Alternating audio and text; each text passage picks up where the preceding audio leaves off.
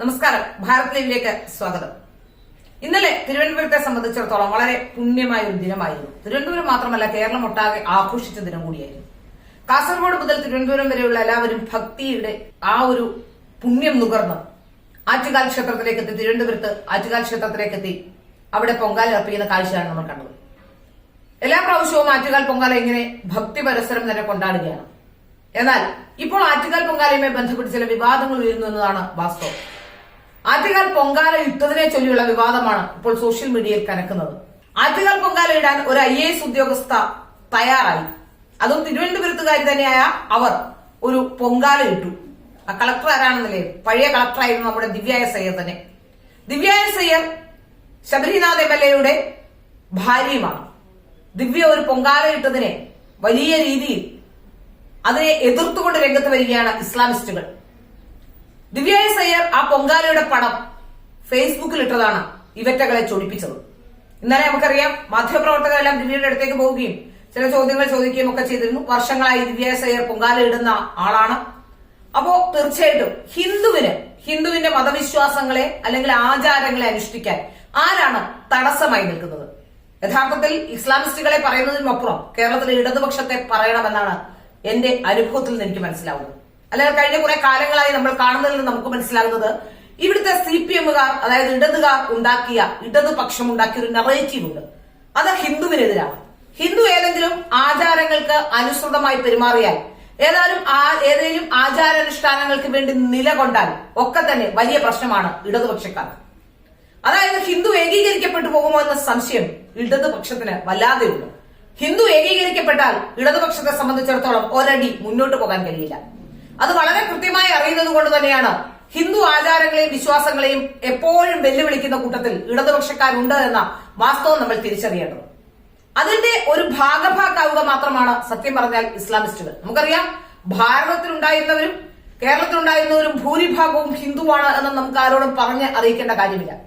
നമ്മളൊക്കെ ഉണ്ടായ കാലത്തും നമ്മുടെ ചെറുപ്പകാലത്തും നമ്മൾ ഉണ്ടായ കാലം മുതൽ നമ്മൾ കാണുന്നത് ഇവിടെയുള്ള ഐക്യം തന്നെയാണ്. എന്റെയൊക്കെ നാട്ടിൽ ഉത്സവത്തിന് പറയെടുക്കുകയും ഉത്സവം നടക്കുകയും ഒക്കെ ചെയ്യുമ്പോൾ ക്ഷേത്രോത്സവങ്ങളിൽ ക്രിസ്ത്യാനികളും മുസ്ലിങ്ങളും അതുപോലെ തന്നെ അവരുടെ ആചാരങ്ങളിൽ ചന്ദനക്കുടം, ചങ്ങനാശ്ശേരിയിൽ വളരെ പ്രശസ്തമായ ഒരു ആഘോഷമാണ്. എല്ലാ മതവിഭാഗങ്ങളുടെയും ആഘോഷമായാണ് ചന്ദനക്കുടം ഒക്കെ ആചരിക്കുന്നത്. അങ്ങനെ തന്നെയാണ് ക്രിസ്ത്യാനികളുടെ പള്ളികളും പള്ളിപ്പെരുന്നാളുകളും റാസയും ഒക്കെ തന്നെ നമ്മൾ ആഘോഷിക്കാറുള്ളത്. എന്നാൽ ഇപ്പോൾ ഇത്തരത്തിലുള്ള ആചാരം ഹിന്ദുവിന് പോലും ആചരിക്കണമെങ്കിൽ മറ്റുള്ളവരുടെ പിൻബലം വേണം, അല്ലെങ്കിൽ മറ്റുള്ളവർ സമ്മതിക്കണമെന്ന രീതിയിലേക്ക് കാര്യങ്ങൾ കൊണ്ടെത്തിച്ചതിൽ ഇടതുപക്ഷത്തിനുള്ള പങ്ക് ചെറുതല്ല. ക്ഷേത്രങ്ങളും ക്ഷേത്രാചാരങ്ങളും ഒക്കെ പാലിക്കപ്പെടുന്നതിൽ അല്ലെങ്കിൽ പാലിപ്പിക്കപ്പെടുന്നതിൽ അല്ലെങ്കിൽ ഏതെങ്കിലും രീതിയിൽ ഏതെങ്കിലും ഒരു വിശ്വാസി ക്ഷേത്രാചാരവുമായി ബന്ധപ്പെട്ട് ശബരിമലയിൽ പോയ കുട്ടി സഖാക്കന്മാർക്ക് പ്രശ്നം, അതുപോലെ തന്നെ ദേവസ്വം ബോർഡുമായി ബന്ധപ്പെട്ട് ദേവസ്വം ബോർഡ് പ്രസിഡന്റിനെ ശബരിമലയിൽ പോയാൽ കൈ കൊണ്ട് ഒന്ന് കൂപ്പാൻ മടി, ഇങ്ങനെ പോകുന്നു കാര്യങ്ങൾ. എന്നാൽ നമുക്കറിയാം, കോടിയേരി ഉണ്ടായിരുന്ന കാലത്ത് കോടിയേരിയുടെ ഭാര്യ പൂമൂടാൻ പോയ കഥ നമുക്കറിയാം. കുട്ടി സഖാക്കന്മാർക്ക് മാത്രമേ ഇതിനൊക്കെ നിയന്ത്രണമുള്ളൂ. ഏതായാലും ദിവ്യ എസ് അയ്യരെ കുറ്റപ്പെടുത്തുമ്പോൾ EP ജയരാജന്റെ മരുമകൾ വന്ന് പൊങ്കാല ഇട്ടിരിക്കുന്നു. അച്ഛൻ തിരുവനന്തപുരത്ത് എത്തിയത് മുതൽ താൻ സ്ഥിരമായി പൊങ്കാല ഇടാറുണ്ട് എന്നും പറയുന്നു.